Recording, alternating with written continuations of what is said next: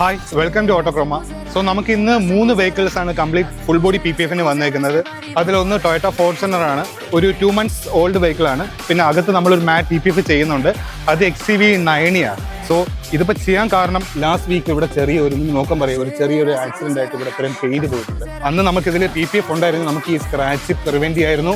വെഹിക്കിളിന്റെ OE paint നമുക്ക് അതുപോലെ maintain ചെയ്യാൻ പറ്റും. സോ ഈ വെഹിക്കിൾ ഇപ്പം 5 yearsന്റെ നിപ്പോന്റെ എൻഷ്യൽ PPF ആണ് ചൂസ് ചെയ്തിരിക്കുന്നത്. ഇതൊരു ബ്രാൻഡ് ന്യൂ താർറോക്സ് ആണ്. സോ ഈ വെഹിക്കിൾ കസ്റ്റമർ ചൂസ് ചെയ്തിരിക്കുന്നത് 7 yearsന്റെ നിപ്പോന്റെ എൻഷ്യൽ PPF ആണ്.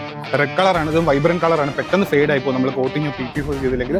പ്ലസ് നമുക്ക് ഇതിന്റെ ഈ മാറ്റ് ബ്ലാക്ക് പാനൽസും, അതായത് ബമ്പേഴ്സും സൈഡുള്ള ക്ലാഡിങ്ങും എല്ലാം ഗ്ലോസി ബ്ലാക്കിലേക്ക് കൺവേർട്ട് ചെയ്യും. കാരണം നമ്മളിത് PPF ഒക്കെ ചെയ്ത് വരുന്ന സമയത്ത് ഇതൊരു 6 months ആവുന്ന സമയത്ത് ഇത് ഫെയ്ഡ് ആയി പോകും.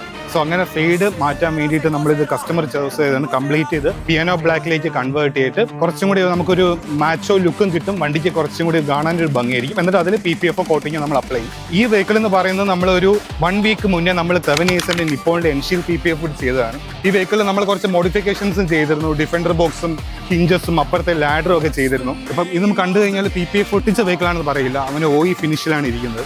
സോ നിങ്ങൾക്ക് മാർക്കറ്റിൽ 30K 40K ഒക്കെ PPF അവൈലബിൾ ആയിരിക്കും. സോ പ്രൈസിൻ്റെ ബാക്കിൽ പോവാണ്ട് എന്താണ് PPFും അല്ലെങ്കിൽ ഏതൊക്കെ നല്ല ബ്രാൻഡ് മാർക്കറ്റിലുണ്ട്, അതെങ്ങനെയാണ് അതിൻ്റെ വാറണ്ടി, അതിൻ്റെ അഡിസീവിൻ്റെ ക്വാളിറ്റി എങ്ങനെയൊക്കെ നോക്കിയിട്ട് നല്ലൊരു PPF സെലക്ട് ചെയ്ത് നോക്കാം. ഞാൻ നേരത്തെ പറഞ്ഞു, നമുക്ക് 3 വണ്ടി വന്നു. അതിൽ തേർഡ് വെഹിക്കിൾ ഇതാണ്, മഹീന്ദ്രയുടെ XCV 9E ആണ്. അധികം മാറ്റ് വെഹിക്കിൾസ് നമ്മുടെ നാട്ടിൽ ഇറങ്ങാറില്ല, എല്ലാവരും കൂടുതലും പ്രിഫർ ചെയ്യുന്നത് ഗ്ലോസിയാണ്. പക്ഷേ നല്ല ഭംഗിയുള്ളൊരു വെഹിക്കിളാണ്. ഇതിൻ്റെ ഫിനിഷ്, സാറ്റിൻ ഫിനിഷ് വളരെ വെരി ബ്യൂട്ടിഫുൾ ആണ്. സോ ഇതിൻ്റെ ചില പാനൽസ്, അതായത് മിറേഴ്സ് ആണെങ്കിലും വീൽ ക്ലാഡിംഗ് ഒക്കെ വരുന്ന ഗ്ലോസിയാണ്.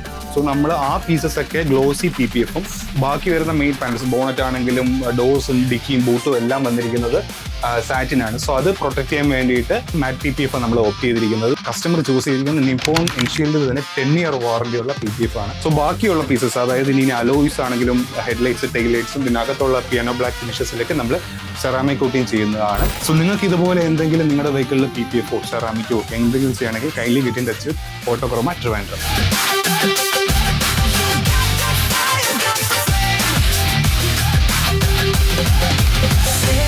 Cos'era?